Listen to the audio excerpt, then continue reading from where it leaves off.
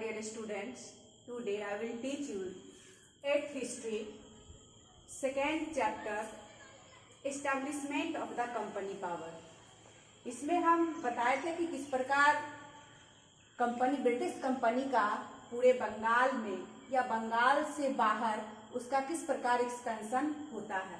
तो आज मैं बता रही हूँ मैसूर वार के बारे में कि किस प्रकार ब्रिटिश ने मैसूर को अपने अंदर कैप्चर किया था।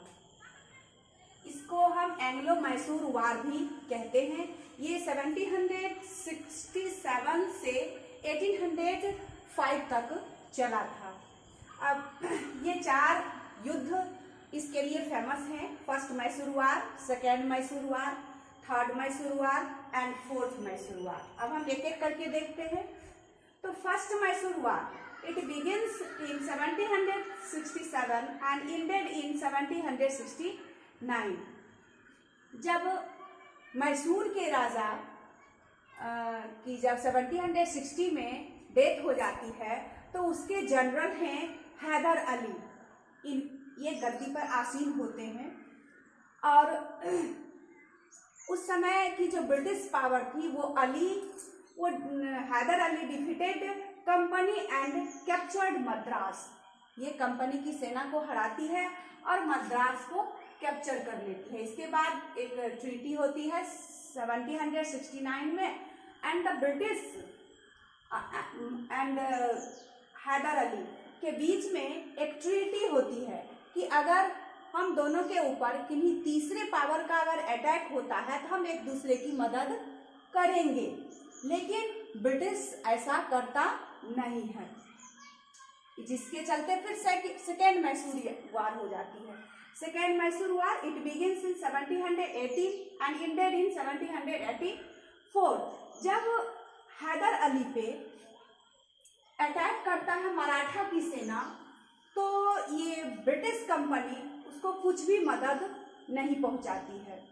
यहाँ तक कि उल्टे ये ब्रिटिश कैप्चर कर लेती है।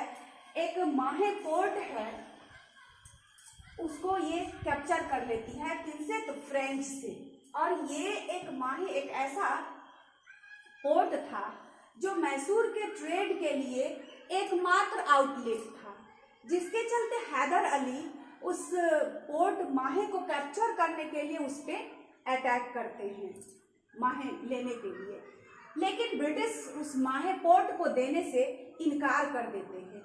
इस प्रकार ये सेकेंड मैसूर वार हैदर अली और ब्रिटिश कंपनी के बीच में चलती है। लेकिन अंत में क्या होता है, इसी बीच में हैदर अली की मृत्यु हो जाती है 1782 में। इस प्रकार हम देखते हैं क्या इस वार के मध्य में ही हैदर अली की मृत्यु हो जाती है, लेकिन उनका जो सन है, उनका पुत्र है टीपू सुल्तान, वो इस युद्ध को कंटिन्यू रखते हैं। जिसके बाद ब्रिटिश की सेना कंपनी और इनके बीच टीपू सुल्तान के बीच एक ट्रीटी होती है जिसका नाम है मंगलोर ट्रीटी साइन होती है और इस वार का अंत हो जाता है।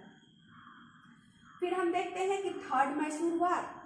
अब थर्ड मैसूर वार में हम ये देख रहे हैं कि ब्रिटिश ट्रिपल अलायंस कंबाइन करते हैं। तो ट्रिपल अलायंस में कौन कौन है? मराठा है, निजाम है और ब्रिटिश है। ये तीनों मिलकर एक ट्रिपल अलायंस बनाते हैं कि अगर हम तीनों के ऊपर तीसरी पावर का अटैक होता है तो हम तीनों मिलकर के इस में हेल्प करेंगे एक दूसरे की। तो ये कंबाइंड सेना टीपू के कैपिटल श्रृंगेरपट्टम पर अटैक कर देते हैं। उसके बाद टीपू की जो सेना होती है वो हार जाती है और इसी में ट्रीटी पे साइन होती है। और इस प्रकार हम देखते हैं कि मैसूर वार खत्म हो जाते हैं। लेकिन इस थर्ड मैसूर वार में जो वहाँ के गवर्नर थे वो थे आपको लॉर्ड कॉर्नवालिस। अब ये थर्ड मैसूर वार में गवर्नर चेंज कर जाते हैं। इस थर्ड मैसूर वार के गवर्नर बंगाल के गवर्नर लॉर्ड वेलेस्ली होते हैं। अब ये फोर्थ मैसूर वार में फिर वही होते हैं कि टीपू अपने कैपिटल को फोर्टिफाइड करते हैं चारों तरफ से ब्रिटिश सेना के डर से। जब ये फोर्टिफाई करना शुरू करते हैं तो अंग्रेज ट्रिपल अलायंस तो पहले ही बनी हुई थी, अभी ट्रिपल अलायंस के जरिए ये टीपू की सेना पे अटैक कर देते हैं और उसके जो कैपिटल है श्रीरंगपट्टनम, इसको अपने कैप्चर में कर लेते हैं और इस प्रकार पूरे मैसूर ब्रिटिश कंपनी के अधीन चली जाती है।